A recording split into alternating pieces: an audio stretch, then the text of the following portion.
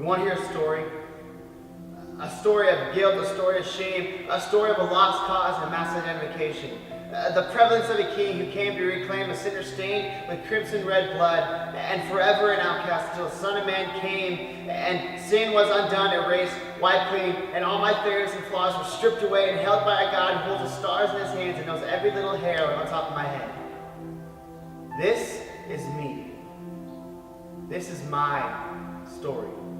A baby born broken and torn, scarred and bruised by thorns. Scars so far deep they don't ever see the light of day. Scars so bruised that they don't let anyone ever see them. And if you do see them, that's all you see.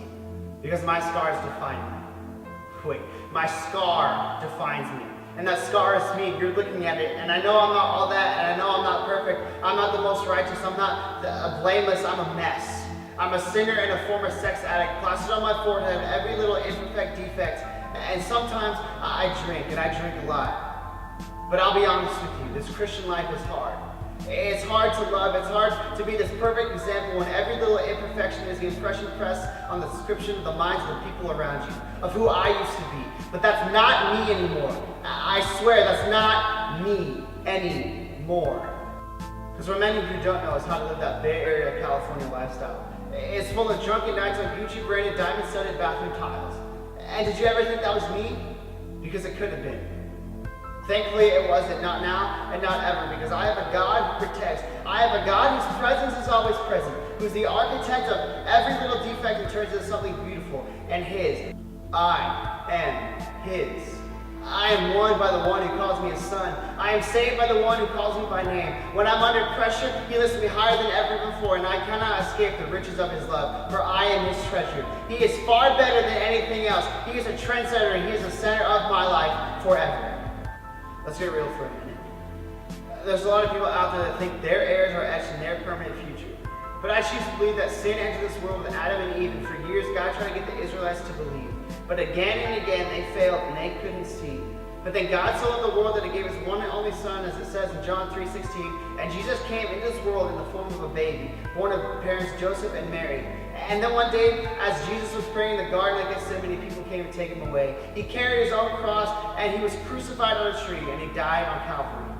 And people cried over him and mourned, broken and torn, and Satan had defeated the Almighty King. There was no more need for majesty or honor. There's no more need for miracles and parables.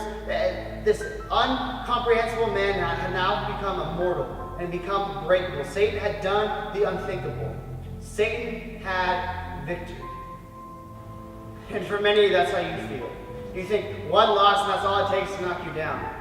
But this heavenly narrative does not end there. As it says in John chapter 20, the story isn't over. His story isn't over. Our story isn't over. This heavenly narrative does not end this glory, because his glory, his power, it still reigns forever. Jesus died and then he rose again. Jesus is alive, and we will never live until we recognize there was a price set before us. But Jesus paid it all when he died on the cross. That Jesus paid the price for us to live forever. That Jesus gave his life sacrificially for us to live with him for eternity. And when we put our hearts and connect it with his heart and we collide with his mind, we will truly see what it means to live like Christ. Because Jesus is all I need. I'm no longer that man. I'm no longer that man I used to be. I'm on my knees begging Jesus to please reach out and take my hand, take my heart. God, take all that I am, because I want to be like you. I aspire to be like you, and I try so hard to be like you every day. But it's hard. I fail sometimes, but that doesn't keep me from trying. I make plans to be like you, but those plans get thrown away like dust in the wind, because our plans are plundering, pointless words marked with an unmarked future. Because you alone hold my plans in your hands, and I aspire to follow in your steps. Because you took a loser into something beautiful.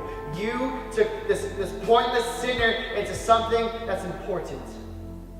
Because you, God, hold everything that I have. You know my every thought. You know every hair of my head, and you know everything about me. I know my story isn't perfect. And yes, I know my story isn't pretty. But then again, whose is?